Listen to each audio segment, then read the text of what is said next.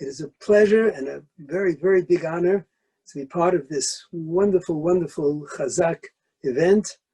And this is something that has grown so beautifully. Give a karsa tov to all the people who are involved in it, and uppermost, of course, give a karsa tov to HaKadosh Baruch Hu for that we are here and that we are able to work together and provide this kind of a service to the cloud. This being Hoshana Rabbah, I thought we would see whether we could understand a little bit about the Ushpizen, those that we invite. And what I would like to propose is a question. I have a terrific question. We invite every night an extraordinarily honored guest. We invite Avram Avinu, Yitzchak Avinu, Yaakov Avinu, Moshe Rabbeinu. We invite Aaron HaKohen. Can you imagine a lineup like that? Yosef HaTzadik and David HaMelech. So let me ask you, 6 months ago, we sat, well, not this year so much, but ordinarily 6 months back, we would be sitting at a beautiful table with all sorts of people around it, guests and all sorts of invited and family members. Silver, we have the most beautiful dishes out. We have wonderful food. It's in a beautiful house. It's air conditioned, it's warm, whatever you need is there. Who do we invite? Well, we mentioned at the very beginning of the Haggadah, what do we mention? We say, Kol dich v'yesev. We don't mention it again in the entire Haggadah. We don't mention it again at any other time of the week. Not one word. 6 months later, it's sometimes cold, it's sometimes raining, some places it's even snowing. There are bees, there are mosquitoes. I remember the Sukkah that we had many years ago on the Upper West Side. It was in an air shaft in the middle of a building. It was dark and it was not particularly nice. It was made up of old doors. We took curtains and whatever else, sheets, whatever we could find, and we hung them on the doors. We took tables that were hammered together from nothing and benches with no backs. And that's the kind of sukkah, the canvas sukkah, and some sukkahs that are a little bit shaky, so they're not shaky. It has no roof. And that's the kind of a sukkah that we're inviting these terrific guests there for. Why? Why don't we invite them on Pesach when everything is so beautiful? And yet we don't. To understand that a little bit, I would like to take a look a little bit more at the progression of the Chagim. The progression of the Chagim, Pesach, Shavuos, Sukkah, it is a machzor. That's what we call this siddur that we use as a machzor. It is a cycle. It keeps going around and around and around. It represents many things. HaKadosh Baruch Hu built into those 3 Yomim Tovim some wonderful, wonderful ideas and things to keep in mind. Let me propose one of them. There's a life cycle. A child is born, and the child's parents take care of that child, cannot do anything on its own. When the child is a little older and can understand, they feed the child olive bays. They feed the child maybe a shema, maybe a bracha, and little by little they build onto that, and from that, the child develops into a young person who can go to a yeshiva. Wonderful rebbes who teach them all sorts of things. They teach them chumash and tanach and halacha, gemara, everything that child needs to know. That child gets in those few years that they are in the yeshiva. When they mature, the next step is the shadchan knocks on the door. It might be a shidduch from the city, from another city, from another country. Kadosh Baruch Hu is the best shadchan of all. He provides every year a shidduch, and the child then gets married and begins the cycle over again. They have a child, and that child cannot take care of itself. They take care of it, they feed it the olive bays, and so on and so forth, and it keeps going around. That is what the Chagim are. The first Chag is Pesach. Pesach is the birth of a nation. We were born. We were in slavery. We didn't have anything. We could not do anything. Paro was the worst possible ruler, and all in Mitzrayim joined in this in treating us miserably. Kadosh Baruch Hu took us out. Kanfei Nesharim, we took us out, and he provided us with everything. We had man, we had the Anania covered, we had the Be'er Miriam, we had the Torah. We matured. Kadosh Baruch Hu allowed us to mature in 50 days. In 50 days, all of a sudden, we were ready for the next step, to receive the Torah. And when we were finished with that, what happened? Sadly, we didn't have air. We brought the ego. Kadosh Baruch Hu gave Moshe the ingredients, the opportunity to plead on our behalf, and on Yom Kippur we got the second Luchos. 4 days later, we were in that process of Yom Kippur. In the 4 days, we were forgiven, and that's why we celebrate Pesach not on when it happened. It happened right after we celebrate Sukkah, not when it happened, which was right after Pesach. We celebrate Sukkah right after Yom Kippur, because that's the time that we were forgiven. We were brought into the Sukkah as a method of being forgiven. As many of the Sfarim say, they bring from the Sifrei Kabbalah, that this is the badge that we go into the Sukkah, that we were forgiven. So what do? We set up the next step, which is a small house, similar to the very big house, a Dirat Alai, a temporary dwelling that emulates, that's similar to the Diras Keva, the permanent dwelling. The question is, where do we learn that? Where do we learn what to do in this little? So the halacha is, whatever you would do in the house, you would do in the Sukkah. It is supposed to be just like that, which is the same way a child who gets married, they look back, they see how their parents built a proper home, how their grandparents, they look back in the door that came before, they build a beautiful, beautiful home based on, so this is Sukkah, that is the next stage. And of course, what do? We begin the cycle over again. Next year we have Pesach, and then we have Shavuot, and then we have Sukkot. We have the birth, we have the maturing, the getting the Torah, learning what to do, and then we have the Dira, which we start again. So we have here a progression of life. There is another element to Sukkah, the progression of Pesach, Shavuot, and Sukkah, which is that Pesach represents a time where, similar to those times in our history where everything was wonderful. We rode on top. There was a time in Spain, 400 years in Spain, before the Spanish Inquisition, before Ferdinand and Isabella.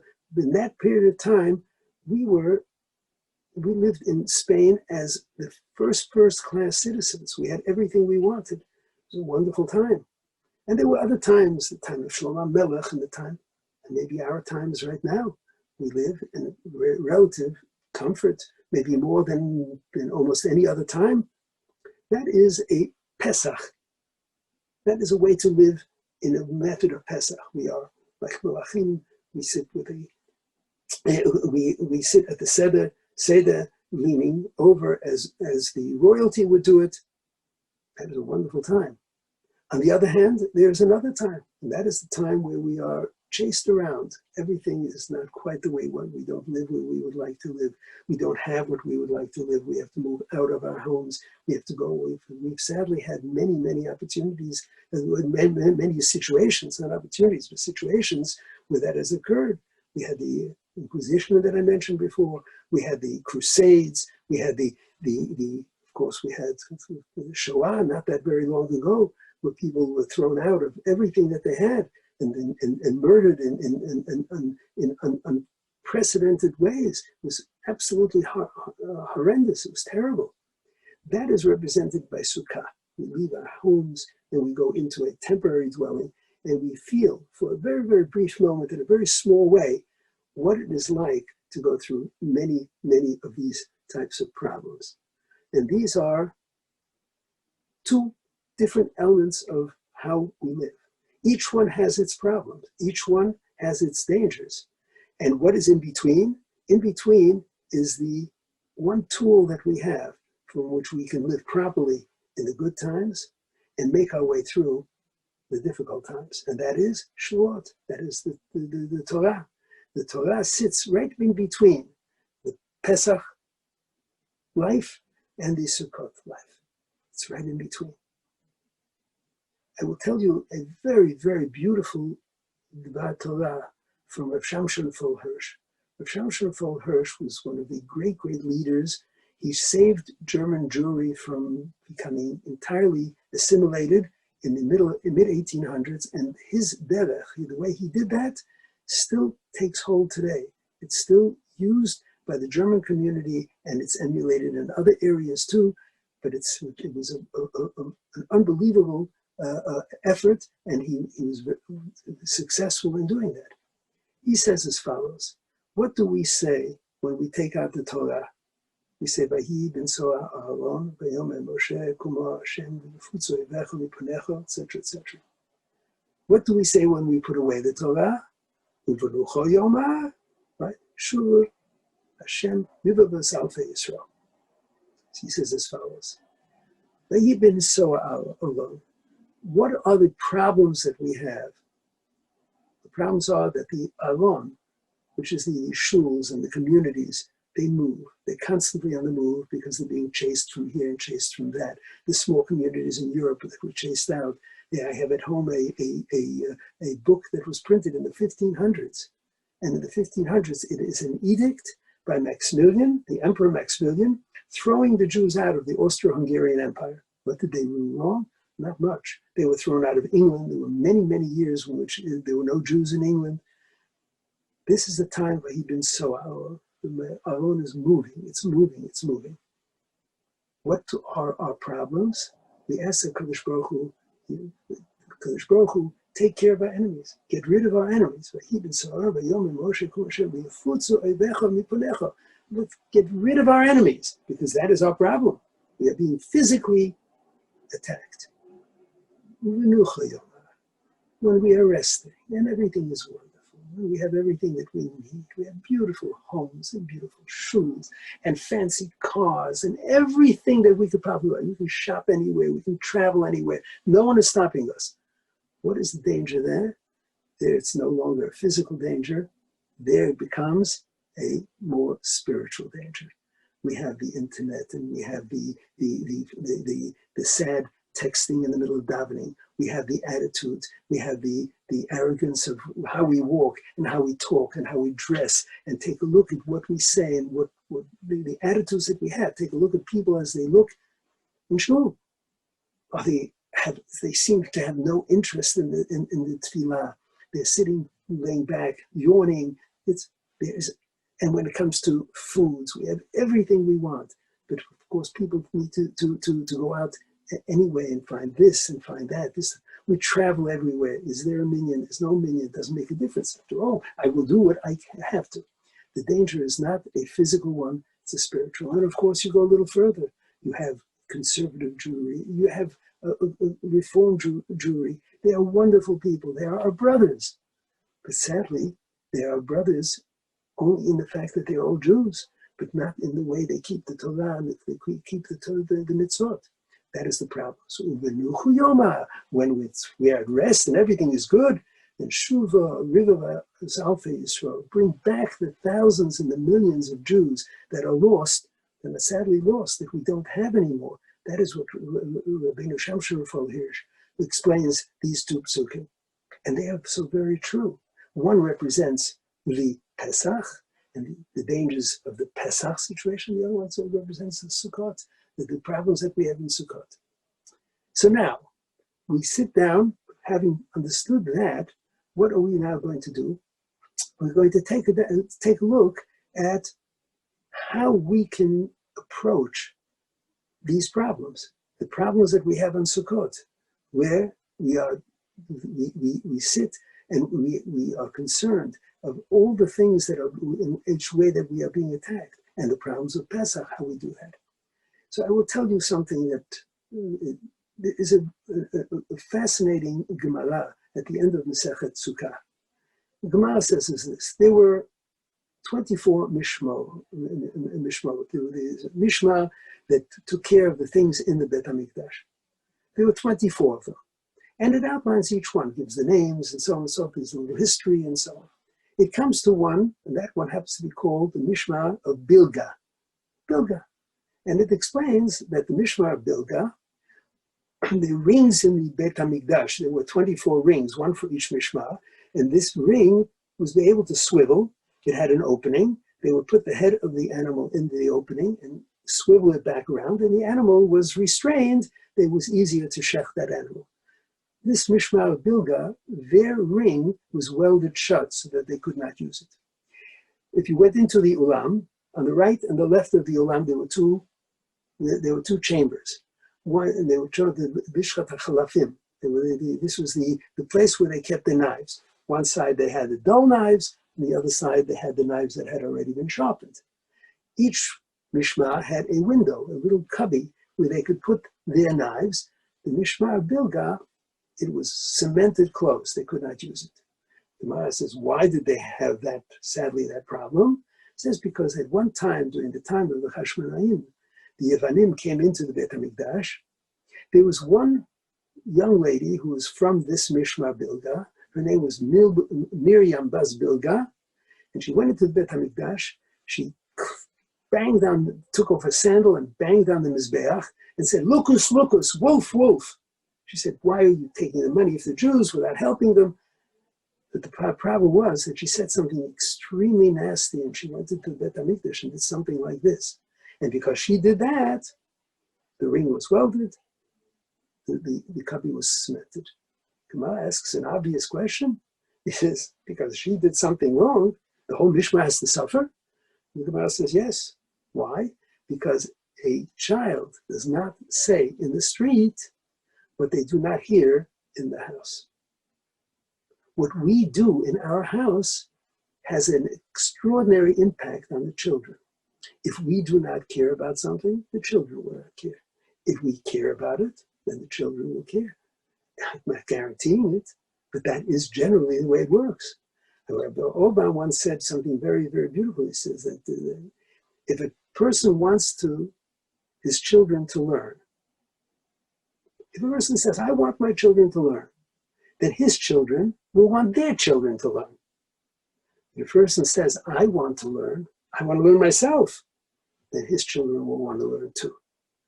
You can always shift it, but it's much better to bring it back home and do it yourself. Miriam Bilga heard what she heard in her house, and she went out and she did what she did. It was terrible. Do you want to know how to solve the problem? Take a look at the beginning of Masechet Sukkah. The beginning of Masechet Sukkah says, how do you build a sukkah? Well, cannot be too high, can't be more than 20 amot high, cannot be too low, cannot be less than 10 tefachim. It cannot be completely open, it has to have walls. It doesn't have to have 4 walls, it can have 3 walls, it can have 2 walls and a little bit, it can have 4 walls too, but it can have even a little less. It cannot be solid, you cannot have a solid ceiling. You cannot put in a roof, but on the other hand, you cannot have an open roof. You have to have a little bit there. So that is how you have to treat a child. A child has to have an ego. The ego should not be too high. A child should not get arrogant. A child should not think they can do anything they want. On the other hand, you cannot compress and press down the child. The child has to have know that the child can accomplish, that it can do something. The child has to know many, many things, but not everything. Not everything is either important, and not everything is good for the hashkafa of the child. So the ceiling has to be open, but not too open. Let a little bit of sunlight in, let a bit of shade in, but not everything. The child has to have friends.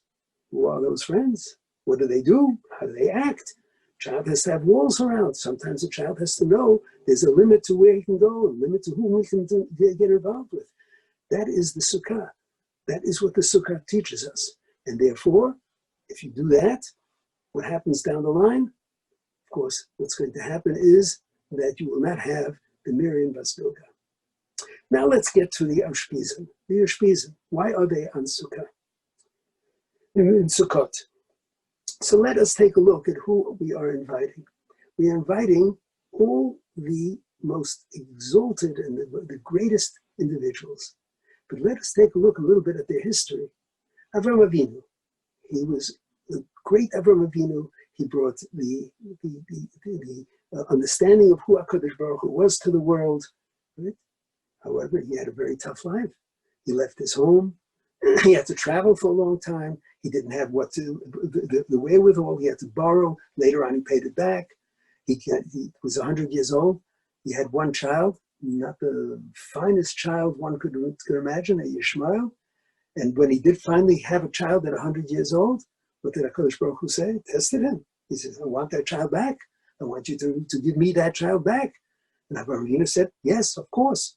Could you imagine the difficulty in doing that? And nevertheless, what did Avraham Avinu do? He rose above all that. And he became the Av Hamon Goyim. He became the great Avraham Avinu. Yitzchak Avinu, well, at 36, he was not married yet. And before that, Avraham Avinu his father took him. He was ready to shecht him. And when he came back from that, he became an Ola Tamima. He could not go wherever he wanted. He couldn't go on a vacation to Cancun, and he could not go on a vacation to India. He had to stay in Eretz Yisrael. He had to stay exactly where he was. He had to live a life of pure tahara. And he rose to the level where he was able to produce 2 children. One, sadly, was Esau, much potential, but did not work quite the way it should have. And Yaakov Avinu produced a Yaakov Avinu. Yaakov Avinu, terrible problems. He had to run away from Esau. Then he had to deal with Lavan. Then he had to run away from Lavan. Then when he finally got back, he had the story of Dinah. And then after the story of Dinah, he had the story of Yosef. Because Yaakov Eshe B'Shalva, he wanted to sit and rest comfortably. Rugzei Shel Yosef. All of a sudden, Yosef Tzaddik came upon him. And he lost Yosef Tzaddik for all those many years. And when he finally got Yosef back, he got his son back. What happened? He had to dislocate, move away from this holy Eretz Yisrael, and move into terrible, depraved Mitzrayim, the worst place in the world. What about Yosef Atzadik? Yosef Atzadik, he was sold into slavery. He was in jail. Then he had trouble. And even after he became a viceroy, he became a great man, towards the end of his life, Paro forgot about him. Paro did not treat him properly. Throughout his life, he had these issues that he had to, and yet, Yosef HaTzadik, he is the only one of the Shvatim who is called a Tzadik. He was able to rise in a place of pure depravity. Everything there was meant to make HaKadosh Baruch Hu, to forget that there is HaKadosh Baruch Hu. And yet, look what he did. He rose to a very, very high level. And then you have Moshe Rabbeinu. Moshe Rabbeinu was born, he put into a basket and put on the Nile. Who knew what was going to happen to him, right? HaKadosh Baruch Hu made it that way that he would then become the stepson, so to speak, of Paro. What happened then? He was chased out of Mitzrayim. He had to run to Yisro. And Yisro put him in jail for a little while. And then he got married, he came back. So he says, all right, he's going to come back. And he's going to, what happened? HaKadosh Baruch Hu says, no, I'm sorry, you got a lot of work ahead of you. He's 80 years old, and he suddenly becomes the ruler of many, many people with all the Nisyonot, the ego, and the Mara, and all the different problems. He had these problems. Let's go to the next step, Aaron HaKohen. Aaron HaKohen lived a life in which he was very constrained in what he could do. All he could do was sit in Beit HaMikdash, sit in the Mishkan, and that was it. He was not allowed to go anything. He was not allowed to do many things. Even if people passed away, he had 2 sons who passed away. He couldn't do anything. He couldn't. Moshe Rabbeinu didn't want him to really to make any changes in his B'Yidom Aaron. He had to be silent. He had to be silent. Can you imagine being silent at a time like that?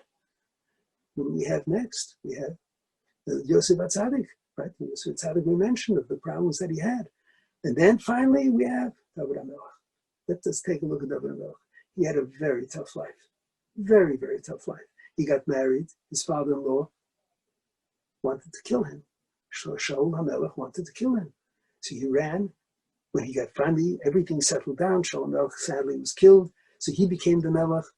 He had 2 sons who wanted the Melucha instead of him. And they gave him a very hard time. He fought wars. And he fought wars throughout his entire life. He had a very, very difficult life. And yet, think of what he was able to accomplish. Think of what Aaron HaKohen was able to accomplish. He exemplifies Ahavas Yisrael.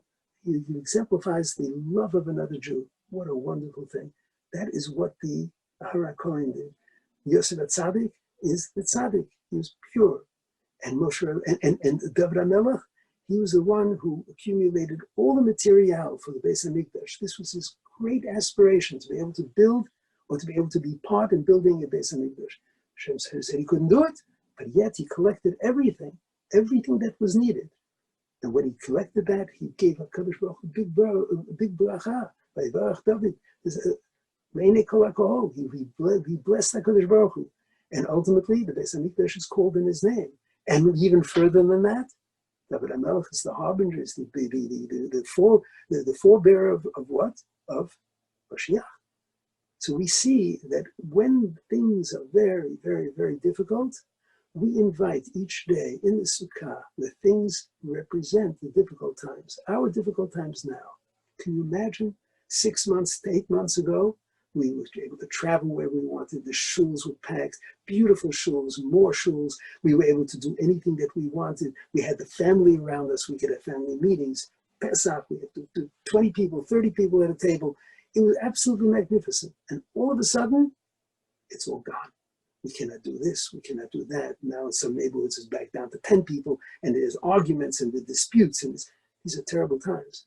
What we must do is we invite the Yeshbizim, bring them into the Sukkah, discuss it with them, talk to each one, see what it is that each one offers to an understanding of how to deal with situations like that. And we will find that they have the answers. They do have the answers. They are the very, very best of what we can possibly understand. They provided us with everything that we need to be able to go through Galut, and to be able to deal with these things and deal with them in a proper and in a proper way. That is what we see in the Ashpizim as they come here. Let me end with one observation.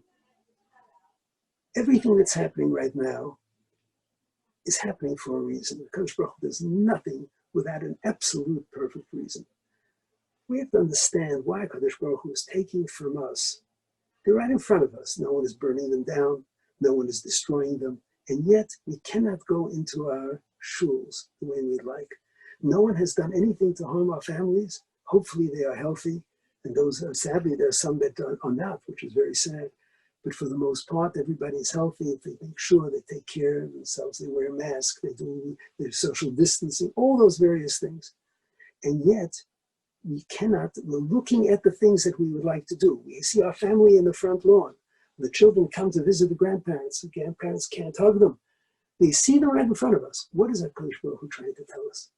So let me give you one example of where we can do a little bit of introspection, a little bit of looking into what's happening, and maybe that will serve to show what the rest of the opportunities are. Let me tell you the following. A young man came to his father and he says, "Daddy, I'd like to borrow the car."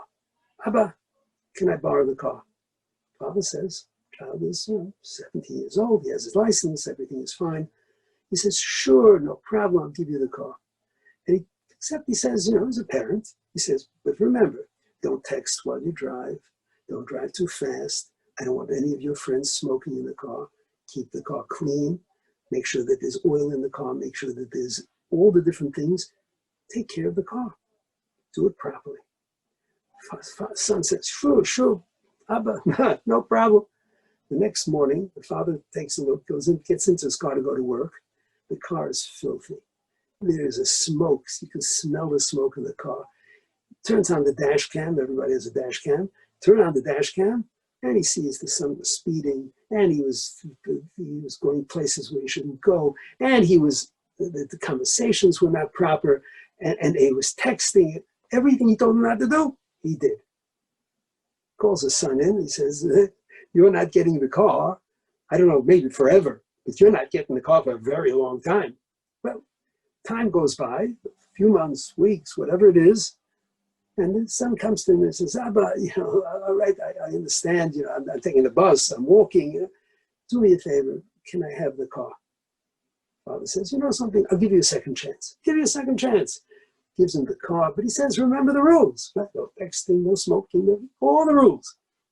Next morning he gets back. Can you imagine what would go through the mind of the father if he finds the car exactly the way he found it the last time? They're schmutzy and dirty and smoky and everything. What would he say? We have beautiful shuls. We have gorgeous shuls. We have some rules. They're very simple rules. Don't do certain things in the shul. Don't talk to Valim B'Telin. Don't go in and talk, certainly not improper jokes and all sorts of, don't talk business in the middle of davening. Don't talk in the middle of davening. Not a difficult thing. It's not a very difficult thing. There are many instances where we cannot talk. We go to all sorts of things, shows, this and that, where we can't talk for 2 hours. What's the problem? Don't talk, right? Texting. Don't text during the davening. That's what we're supposed to. Don't text while you are davening. Don't text at all, right? Turn the phone off. Put it away, right? Go into shul with some enthusiasm, not just, go into it with some enthusiasm. Kodesh Baruch Hu says, look, I will tell you what. Let me see what happens if you do not have the shul. For 3 months, you can't go to shul at all. And then the shuls are outdoors and indoors, in the rain, with a tent, without a tent, with all sorts of things. The shuls have only 10 people in them, 12 people, 15 people, plastic in between. Who knows what you have to do? Kodesh Baruch Hu says, I'm giving it back to you. Remember the rules. Just please remember the rules. Rabotai, go back into shul. Take a look at how people are acting. The worst part is the children learn from that. They learn every single thing that the parent does, the child does. Everything. Here we have another opportunity, a second opportunity. And what are we doing? I'm asking that to go out and take a look. See what you're doing. The opportunities are there. Your Spisen show us what to do, that we can transfer the information. All this wonderful, wonderful Torah, we can transfer it to the next generation and the generation after that. But we have to do it properly. That is the message. That is the message. I will tell you one last thing. Rav Shmuel Kamenetsky, the Shlita, he is an extraordinary Rosh HaYeshiva in Philadelphia. He was asked, what do we take out of all this? What should we do? And he said one simple thing. He said, you want to transfer it to the next generation? Good. Take any little 2-minute, 1 minute Torah and give it to someone else. Teach it to someone else. Takes 2 minutes. Make a call to a friend and say, I heard a beautiful Torah. It will inspire the friend. Each time you have an opportunity, take a minute of what you learned here or any of the other wonderful shiurim and simply transfer it to the next generation. If you do that, then all the Yoshpizim will take their place in your Sukkah and they will smile and they will say, you are doing what we have shown you what to do. And we will progress through Avraham Avinu, Yitzchak Avinu, Yaakov Avinu, through Moshe Rabbeinu, Aaron HaKohen, to Yosef HaTzadik, and we will end by looking at David HaMelech and saying, David HaMelech, Igi Azman, please, we ask you, we have done what you want, bring us Mashiach b'mehera b'yameinu. Amen.